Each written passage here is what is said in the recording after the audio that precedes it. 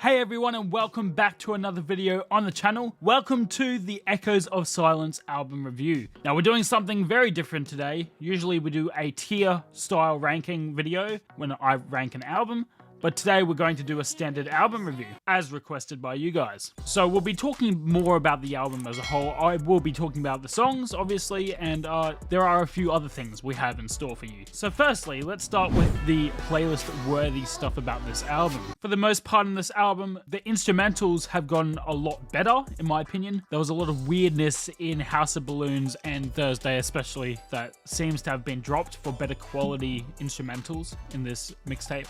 Although this does come at a cost because we have lost some pretty crazy instrumentals that were very experimental, like The Birds Part 2. Do you remember at the end of that when we had those crazy horror bird sound effects? That was great. However, it does mean it was a lot more listenable, which in turn created songs like Next, especially with that piano at the end was very subtle and nice. Or the first half of 𝐥𝐸/The Host, where we had just an immense quality of instrumentals and sound quality as well. The singing also continues to improve on this mixtape. 𝐥𝐸 is really finding his ground, his familiar ground in terms of his singing and stuff we haven't heard before. The entire performance of Dirty Diana is an example of this. It is possibly one of the greatest covers of all time, and that's coming from an Eminem fan. The use of the instrumental slams, the bass hits, it's just all great, and those backup vocals we had running throughout each chorus was just absolutely uplifting, honestly. And it really adds to the prestige this song already had. And once again, 𝐥𝐸 puts in that incredible performance, that energy, very reminiscent of Michael Jackson, maybe not in terms of singing ability, but definitely in terms of the energy.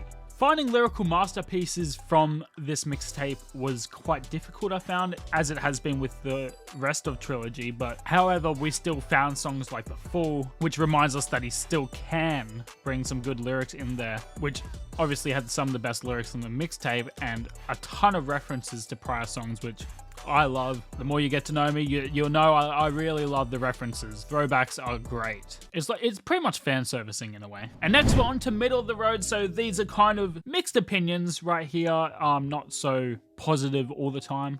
Although this is a mixtape, we do get a general feel of that party life, the drugs, the alcohol, the sex, it's all here. However, this does only come up in parts. We do get that slight overall feel, but it's not always there. And I feel like we could have gotten into more interesting avenues, but we didn't. So that was a bit annoying because we don't really see 𝐥𝐸 learning from these experiences yet. And maybe he does down the track, but right now we're not really finding him learning from his experiences. But that was also intriguing in itself, so it's kind of a positive and a negative. The title track, Echoes of Silence, is a song I thought I'd talk about since it is the title track. Had a very interesting music video. I'd recommend watching that. The problem with this song is the overuse of the reverb, in my opinion. It made the lyrics ununderstandable, even though it may have sounded nice to the ear. So therefore, this isn't something I would normally listen to, but definitely was intriguing in its own right. There were also a ton of songs like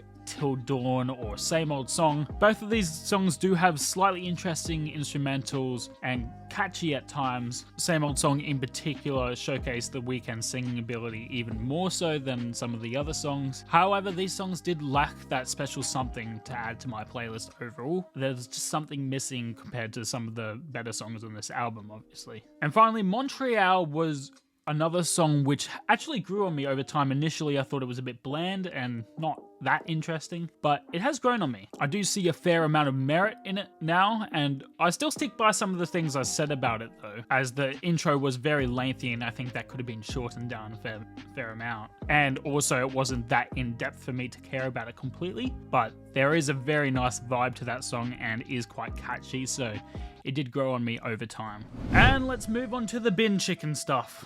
Honestly, the issues here are quite simple and straightforward. There also isn't many. The lyrics are probably, again, the worst part of this album, or mixtape, sorry. There's just nothing new or interesting with the lyrics compared to some of his other mixtapes, like House of Balloons had a fair amount of better lyrics, I think. Thursday, maybe. I'm not too sure, but there was just a lack of it overall. I know he may have put more effort into the instrumentals or maybe his vocals, but I feel like there was an overall lack of that in this mixtape. And then the final bin chicken moment is Initiation. Honestly, I feel like this song's a bit of a joke. Now, we did have this comment here telling us a little bit about what was actually going on in the song, and it's an MDMA kind of trip, and I do get that, and I like the uniqueness and variety that he's put into the song. However, the experience was a little too strange for me. The lyrics extremely hard to focus on because of the inflections in the voice pitch going up and down constantly, and definitely gets annoying, and I don't think many people would be able to listen to this beyond one listen. In my opinion, he should have only done that for a portion of the song and then done something else for the rest, because I think that would have spiced it up and still had that intriguing part, but not so annoying that it lasts the entire song. But I can also respect that he stuck with such a ballsy style to begin with, so otherwise, no thank you. So that's kind of my overall thoughts on the album itself.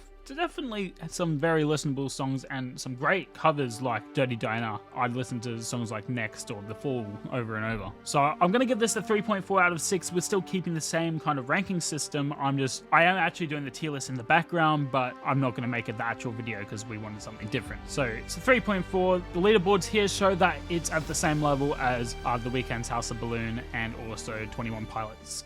Scaled and Icy. We have a lot of ones on that level, but I feel like it's going to go up from here, from what I understand anyway.